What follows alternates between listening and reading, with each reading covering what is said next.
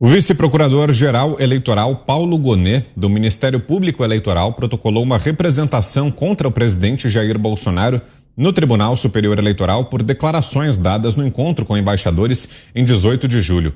Gonet lista trechos das falas do chefe do executivo e diz que a liberdade de expressão não é um direito absoluto quando se trata de supostas fake news. E considera como inaceitáveis os questionamentos sobre a lisura do sistema eleitoral, garantindo a alegada segurança das urnas. Apesar disso, o vice-procurador não desmentiu as falas de Bolsonaro, afirmando apenas que foram ditas fora do contexto. Gonet pediu que a Corte Eleitoral aplique ao chefe do Executivo uma multa que pode variar entre 5 e 25 mil reais, além da solicitação de que 13 sites excluam os vídeos com o discurso do presidente. Mais cedo, o YouTube derrubou o vídeo da reunião entre Jair Bolsonaro e os embaixadores.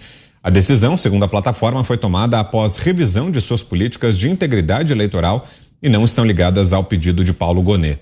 O YouTube também retirou do ar vídeos que questionam se Bolsonaro foi realmente vítima de uma facada em setembro de 2018. Zé.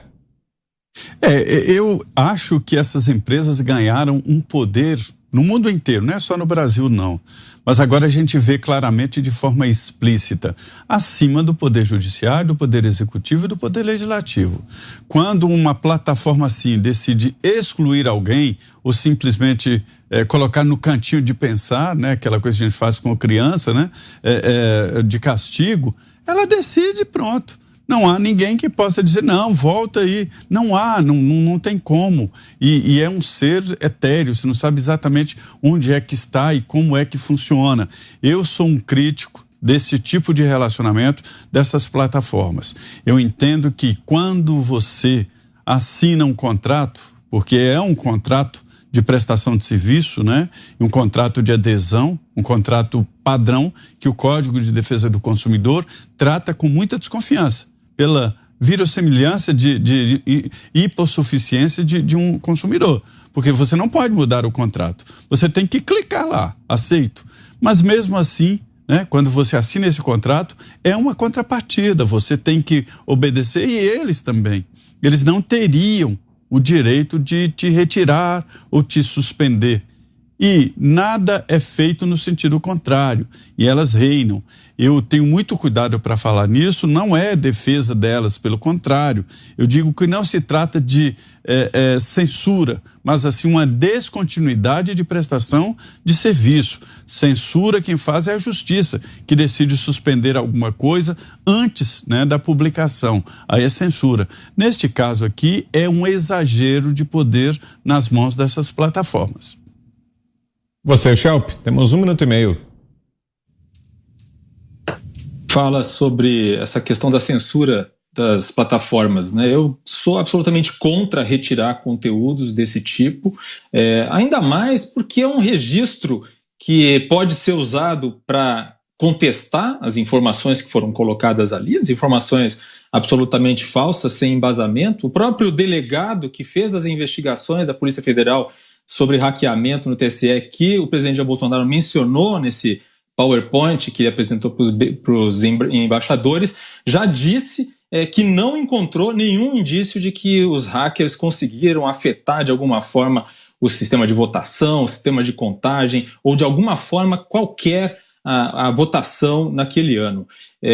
A questão de retirada de conteúdo é péssima. Ela passa justamente a ideia de censura, de repressão, impede que as gerações futuras, ou mesmo que qualquer jornalista, qualquer cidadão daqui a alguns meses possa recuperar esse conteúdo, assistir, estudar, destrinchar o discurso que foi feito ali. Isso tudo é patrimônio das pessoas. As pessoas têm direito de saber o que foi dito, e ainda mais por um presidente da República. Então, eu considero isso realmente uma medida bastante temerária. É muito poder na mão dessas plataformas, desses gigantes biotechs aí de tecnologia, gigantes de tecnologia. E considero também que o Twitter vem fazendo esse tipo de coisa com bastante frequência também. Quanto à multa, eu considero que, e pelo que eu vi nas informações que foram passadas, que esse procurador eleitoral avaliou que havia campanha eleitoral antecipada, no período em que isso não era permitido, já que essa transmissão foi feita também na TV Brasil, que é uma TV estatal, apesar de uma audiência pequena, ainda assim configuraria campanha antecipada. Queremos ouvi-lo também, Fiuza. Olha, Vitor, nós vivemos, lamentavelmente, para ver o Ministério Público, que perante a Constituição é o defensor dos direitos difusos, portanto, dos direitos coletivos, atuar pela censura. Isso é uma vergonha. Isso é o sinal do desmanche da democracia brasileira, porque ele não está só.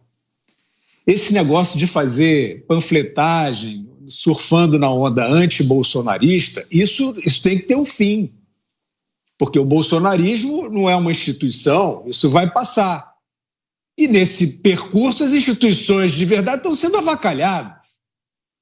Então ele pega essas palavrinhas, né? O nosso espectador já entendeu muito bem. Falou de fake news, desinformação, ataque à urna, segurança eleitoral, onda de ódio. É para calar tua boca, é para censurar. Uma conversa fiada, que não deveria estar sendo usada por autoridades muito bem pagas, inclusive. Eu, se fosse do Ministério Público, eu repudiaria isso aí publicamente. Isso é uma vergonha. Como é que pede a supressão de conteúdo dessa maneira? Apresentar nessa historinha, porque o Luiz Edson Fachin reuniu embaixadores lá para falar mal do presidente da República, essa é a verdade. Não importa quem seja o presidente da República, ficou lá dando indiretas ao ocupante do Palácio do Planalto. Um presidente do Tribunal Superior Eleitoral. Eu estou falando, estão fazendo uma política ostensiva, uma politicagem rasteira. Aí, quando o presidente reúne embaixadores para falar das reais vulnerabilidades do sistema, não adianta vocês ficarem dizendo, vão calar a boca de quantas pessoas? Quantas pessoas no Brasil e no mundo para fingir que o sistema é inexpugnável? Isso não é viável numa democracia. Instala logo a ditadura. Então, estão achando que esse negócio não porque é desinformação, é fake news, é ataque à segurança. Esse sistema é um sistema defasado, é um sistema anacrônico. Tem décadas sem uma atualização decente. E em 2018 o sistema foi violado, foi invadido, o invasor permaneceu por meses lá dentro. O que se passou depois, fraude ou não fraude, não se sabe. Por que não se sabe? Porque os logs foram apagados. O inquérito parou no meio, o inquérito da Polícia Federal. Isso não é uma elucubração nossa. Inquérito da Polícia Federal sobre invasão do sistema. Como foi? Foi pegando a senha de um funcionário? Foi falsificando um cartão? Como é que foi essa invasão? Não se sabe. Como é que se previne para não ter outra invasão? Não se sabe. O que foi feito dentro do sistema por esse invasor que foi encontrado ou por outros que não foram encontrados? Também não se sabe porque o voto não é auditável. Houve uma transformação, um software batizado, uma urna que teve a sua programação alterada, e acontece, todo mundo sabe o que acontece, estão fingindo, essa onda cínica, estão fingindo que não existe fraude na urna brasileira. Deixem de ser vergonhosos. Todo mundo sabe que acontece, às vezes até por defeito da urna, há erros na representação. Todo mundo sabe, portanto, que o sistema é falho e é sim vulnerável. Aí ficam dizendo que não dá, agora não dá é para auditar. Não dá para auditar. E quando o país quis auditar e levou ao Congresso esta demanda, e uma dessas manifestações caudalosas, que o Supremo diz que é ato antidemocrático, que a imprensa finge que não vê, especificamente em 1º de agosto de 2021, foi para pedir o voto auditável. Qual é o problema? Quem é que tem medo de aprimorar a segurança do sistema?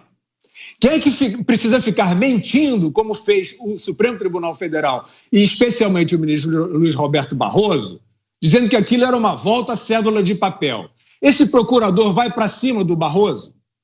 Esse vice-procurador ele vai checar se foi fake news? O Barroso dizer que a demanda da sociedade e que foi incorporada no Congresso era a volta, a proposta de retorno, de recuo, uma marcha ré no sistema. Isso é falso, isso nunca aconteceu. Não era essa matéria em discussão. E ele sabe bem porque ele foi lá ao Congresso. Ele reuniu líderes lá e os partidos depois, magicamente, transformaram a comissão, substituíram seus membros. Então, isso aqui é má vontade nossa? A gente está aqui querendo defender alguém e atacar alguém? Isso é óbvio, gente. Isso está na cara de todo mundo. E isso não traz segurança para a democracia brasileira. Vocês estão achando que esse antibolsonarismo psicótico, como diz a Ana Paula, vocês estão achando que isso vai abençoar tudo, vai lavar todas as reputações e vexames, mas não vai. Não vai, isso está sendo visto, está sendo percebido, registrado. Quem está passando essa vergonha e fazendo mal às instituições brasileiras vai pagar por isso, ou pelo menos vai pagar com o vexame sobre uma coisa que é flagrante e que finge que não está acontecendo. Você, Ana? Pois é, esse Paulo Gonet, ele deve ser amigo do Randolfo Rodrigues, né? Bolsonaro feio, Bolsonaro fake news, antidemocrático. É um vexame, como o Fiuza muito bem colocou.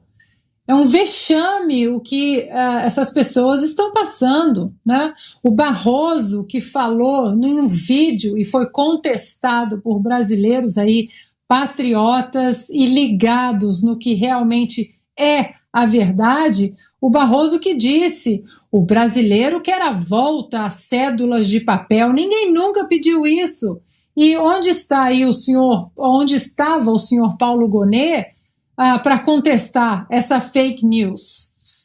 Quantas teorias conspiratórias foram derrubadas de plataformas digitais por serem consideradas fake news e que algum tempo depois elas, vejam vocês, elas refletiram exatamente a realidade. Estamos vivendo uma aqui agora nos Estados Unidos com o computador do filho do presidente Joe Biden, Hunter Biden, que pouco tempo antes da eleição, todos que falaram que havia um escândalo dentro do computador do Hunter Biden, principalmente tráfico de influência, ligações, que ele poderia vender ligações dele com a Casa Branca na época que Joe Biden era vice-presidente do Obama, tudo foi contestado como fake news.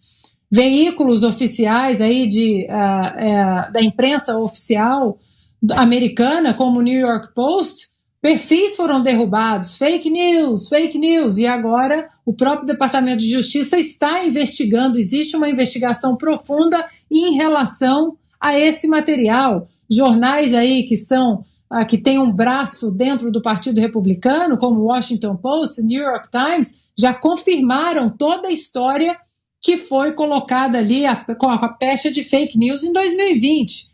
Agora, para colocarmos os pingos nos is, quem é esse senhor Paulo Gonet, né, que diz que liberdade de expressão não é um direito absoluto e que aí, de uma forma ditatorial e tirânica, quer tirar outra prerrogativa do presidente Bolsonaro de fazer reuniões com embaixadores, o senhor Paulo Gonet, ele faz parte da comissão de transparência, sabe aquela comissão de transparência eleitoral do TSE, que de transparente não tem absolutamente nada? Ele faz parte dessa comissão e ele foi convidado, sabe por quem? Por Alexandre de Moraes.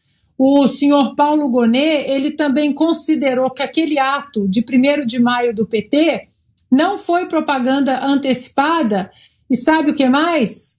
O senhor Paulo Gonet, do Ministério Público Eleitoral, ele pediu ao STF que eles deveriam manter a cassação, né, que a cassação do deputado Francisquini ela fosse mantida por fake news. Ou seja, o senhor Paulo Gonet é outro que precisa entrar na lista de sabotadores da pátria e daqueles que odeiam a liberdade e que não rezam a cartilha ativista que faz parte, infelizmente, de boa parte do judiciário hoje em dia no Brasil. Augusto. O Fiuza e a Ana já resumiram a ópera, né? Quer dizer, essas plataformas só veem abusos e irregularidades de um lado. Só do outro, tudo que se move em torno do Lula, a favor do Lula, do PT, esses são almas puras. Todos. Nunca cometem nenhuma delinquência e tal. O Barroso fica dizendo que os participantes das manifestações de 7 de setembro são fascistas. E isso aí a plataforma não enxerga, nenhuma. Enxerga, isso pode ficar. O Lula pode pedir no Piauí votos abertamente para os candidatos do PT. E isso não é campanha eleitoral antecipada. Então essas plataformas precisam tomar, os donos, os que administram, precisam tomar um pouco de vergonha, né?